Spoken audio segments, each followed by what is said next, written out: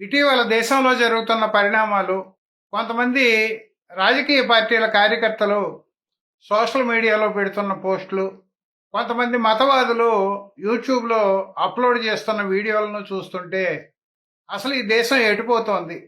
ఈ దేశంలో ప్రజాస్వామ్యం ఉందా? ఈ దేశంలో మత స్వేచ్ఛ ఉందా? అసలు ఈ దేశంలో దేశభక్తి గురించి ప్రజలు ఏమనుకుంటున్నారు? దానికి నిర్వచనం ఏంటనుకుంటున్నారు అనే దాని మీద పలు సందేహాలు వస్తున్నాయి. దేశభక్తి అంటే, దేశం అంటే మట్టి కాదోయ్, దేశం అంటే మనుషులోయ్ అన్నాడు గురజాడ అప్పారావు. దేశం అంటే మనుషులోయ్ అంటే అర్థం ఏమిటి? కులాలకు అతీతంగా, మతాలకు అతీతంగా ఈ దేశంలో ఉన్న ప్రజలందరూ దేశంలో భాగమైన ఆయన అని చెప్పాడు. ఈవేళ దానికి అర్థం మారిపోయింది. దేశం అంటే మట్టి కాదోయ్, దేశం అంటే ఒక మతానికి చెందిన మనుషులు అన్నట్టుగా చాలా మంది ప్రవర్తిస్తున్నారు. ఇది చాలా విచారకరం. రెండో వైపున మనం ప్రజాస్వామ్య దేశంలో ఉన్నామన్న విషయాన్ని కూడా చాలా మంది మర్చిపోతున్నారు. పాలకులు కావాలని నటిస్తుంటే వాళ్ళకి తగ్గట్టుగా ప్రజలు కూడా తానా అంటే తందానా అంటున్నారు. ప్రజాస్వామ్యానికి విమర్శ ప్రాణం. అది కుక్కర్ పేలిపోకుండా సేఫ్టీ వాల్వ్ ఎలా పనిచేస్తుందో ప్రజాస్వామ్యం పతనం కాకుండా విమర్శ అలా దోహదపడుతుంది. ఈ స్పృహ రాను రాను చాలా మందిలో లోపిస్తోంది. ప్రశ్నించే వాళ్ళందరూ దేశద్రోహులు, విదేశీ ఏజెంట్లు అనే భావన నిన్నటిదాకా నడిస్తే ఈవేళ జంతర్ మంతర్ ఘటన జరిగిన తర్వాత ప్రధానమంత్రి మోడీ గారు ఒక కొత్త పదాన్ని తెర మీదకి తీసుకొచ్చాడు. ఆయన దిమాగీ నక్సల్స్ అని చెప్పి. దిమాగీ నక్సల్స్ అంటే ఏంటి? మేధోపరమైన వాళ్ళందరూ, మేధోపరంగా పై స్థాయిలో ఉండి ప్రశ్నించే వాళ్ళందరూ కూడా నగరాల్లో ఉండే నక్సల్సే, అడవుల్లో ఉండే నక్సల్స్ని మేము నిర్మూలించాం, కానీ వీళ్ళు ఇంకా బతికే ఉన్నారు అన్నట్టుగా ఆయన వాపోయాడు. దాన్ని సమర్థిస్తూ కొంతమంది వీడియోలు చేయడం, మాట్లాడడం, వ్యాసాలు రాయడం జరుగుతుంది. అసలు మనం ఎటుపోతున్నాం అనే ప్రశ్న ఈ దేశ ప్రజలకు ఎందుకు రావడం లేదు? ప్రజాస్వామ్య వ్యవస్థను కాపాడాల్సిన స్వతంత్ర వ్యవస్థలన్నీ కూడా పాలకులకి దాసోహం అంటున్న స్థితిలో పాలకుల్ని ప్రశ్నించడమే నేరం అనే భావన కనుక ప్రజల్లో పెరిగితే దేశం ముందుకు కాకుండా వెనక్కి ప్రయాణిస్తుంది. పాలకులు రాను నియంతలుగా తయారవుతారనే విషయాన్ని మనం గుర్తించాలి.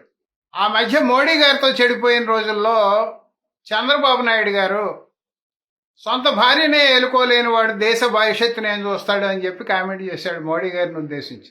ఇక పవన్ కళ్యాణ్ గారు అయితే పాచిపోయిన లడ్డూలు ఇచ్చాడని చెప్పి విరుచుకుపడిన సంగతి మన అందరికీ తెలుసు. ఇప్పుడు కూటమి ప్రభుత్వం వచ్చి మోడీ గారి అవసరం వీళ్ళకి పడిన తర్వాత చంద్రబాబు నాయుడు గారు మోడీ గారిని పొగడ్డం ప్రారంభిస్తే పవన్ కళ్యాణ్ గారికి ఇచ్చినటువంటి పాచిపోయిన లడ్డూలన్నీ కూడా మళ్ళీ తాజాగా తయారైనట్టున్నాయి. ఎవరైనా ప్రధాని విమర్శిస్తే ఆయన కళ్ళంట నీళ్లు వస్తున్నాయట. ఇది చాలా విచిత్రం.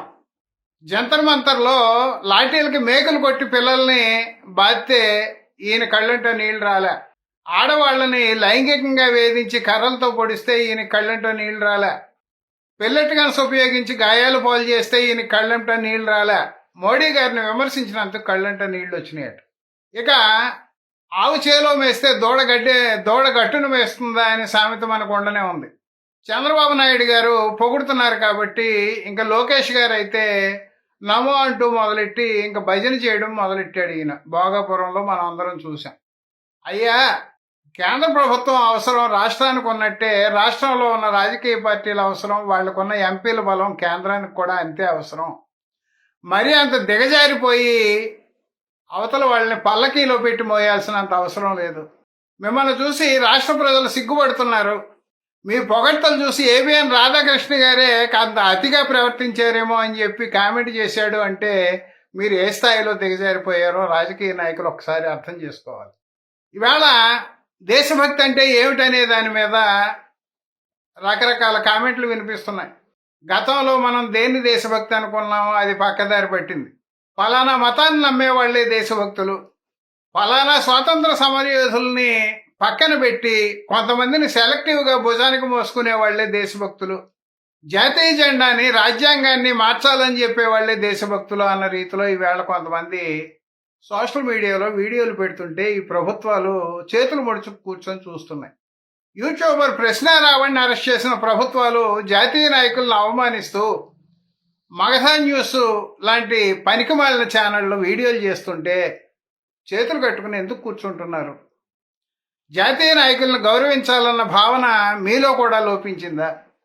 రాజ్యాంగం మీద ప్రమాణం చేసి అధికారంలోకి వచ్చిన తర్వాత మీరు అసలు రాజ్యాంగం పట్ల ఏమాత్రమైనా విధేయత ప్రకటిస్తున్నారా?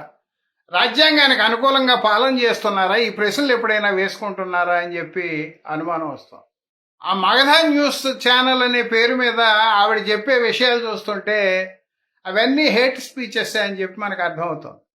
పైగా ఆ ఛానల్ పేరేంటి? మగధ న్యూస్ అంటే. న్యూస్ అంటే ఏమిటి? వార్తలు. వార్తలను విశ్లేషించే ఛానళ్ళు న్యూస్ ఛానల్గా చలామణి అవుతాయి. ఈవిడ బుర్ర పాడైపోయి మత పిచ్చి ముదిరిపోయి దేశభక్తి పేరు మీద రాజకీయ నాయకుల్ని భుజానికి ఎత్తుకుని వ్యక్తి పూజ చేస్తూ నోటికి వచ్చినట్టు మాట్లాడితే అది న్యూస్ ఛానల్ అవుతుందా?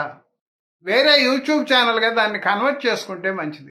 ఇటువంటి వాళ్ళ మీద ప్రభుత్వాలు ఎందుకు చర్యలు తీసుకోవడం లేదు? ఆవిడ గాంధీ, నెహ్రూ లాంటి వాళ్ళని విమర్శిస్తుంటే కనీసం ప్రభుత్వాలకు పట్టదా? జాతీయ జెండాను అగౌరవపరుస్తూ మాట్లాడితే రాజకీయ నాయకులు, పోలీసు వ్యవస్థ, చట్ట వ్యవస్థ పట్టించుకోవాల్సిన అవసరం లేదా? రాజ్యాంగంలోని మైనార్టీ మతాలకు ఇచ్చిన హక్కులన్నింటిని రద్దు చేయాలని చెప్పి ఆవిడ మాట్లాడుతుంటే కనీసంగా స్పందించాల్సిన అవసరం లేదా? ఎటుపోతున్నాం మనం? జాతీయత పేరు మీద, మతం పేరు మీద ఒక జాతిని నిర్మించడం సాధ్యపడుతుందా?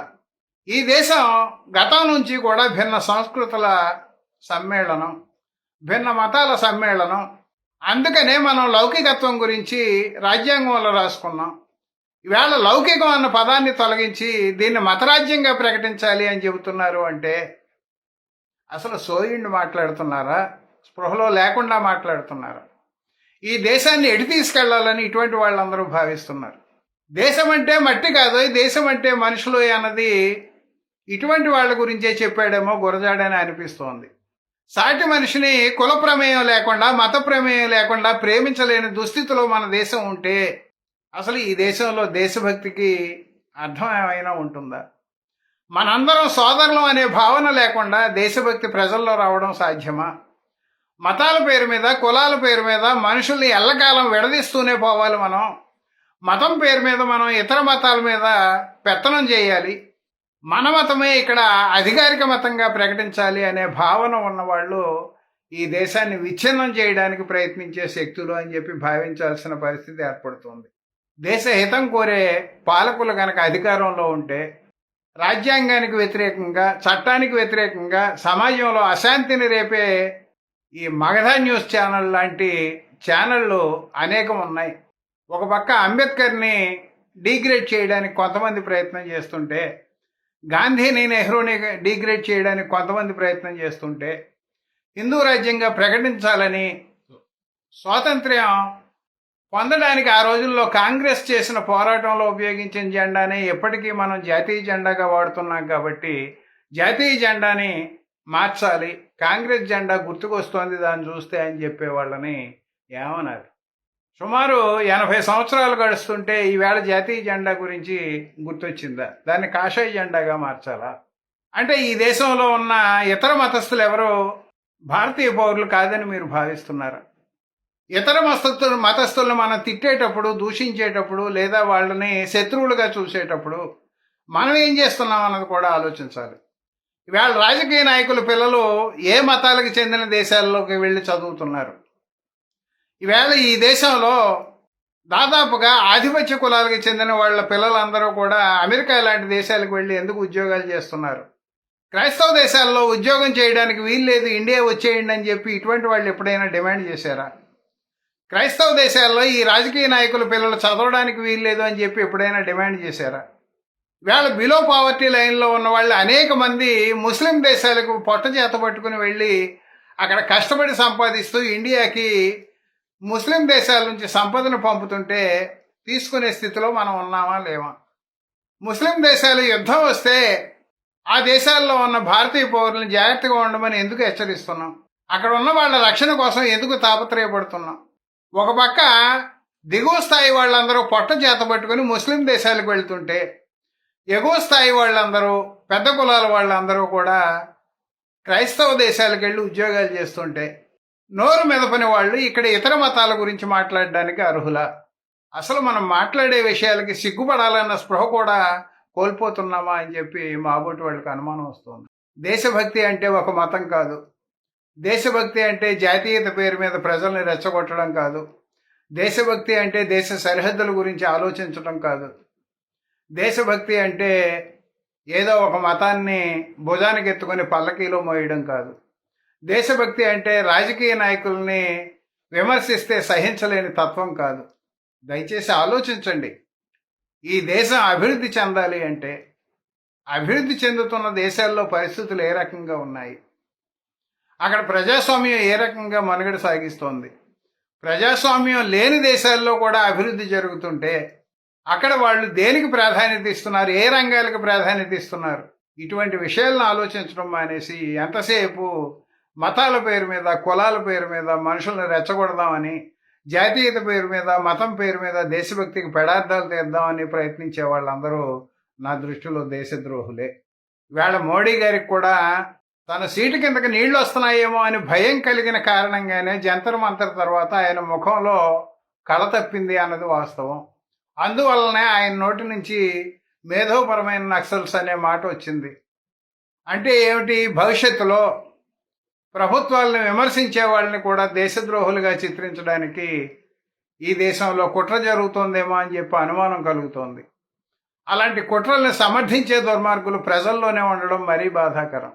మనం ప్రజాస్వామ్యాన్ని రక్షించుకోవాలంటే మన ఆలోచన వైఖరిలో మార్పు రావాలి, ప్రశ్నించేటువంటి తత్వం రావాలి. ప్రశ్న లేకపోతే ప్రజాస్వామ్యం మనుగడ లేదు. ప్రశ్న అన్ని రంగాలకి కూడా అప్లై చేయదగ్గ గొప్ప అంశము. అందుకే నార్ల వెంకటేశ్వరరావు ప్రశ్న నుండి పుట్టు పరిణత జ్ఞానము, ప్రశ్న తోడ పెరుగు ప్రాభవము, ప్రశ్న లేక ప్రగతి ప్రశ్నార్థకమ్మురా, నవయుగాల బాట నార్ల మాట.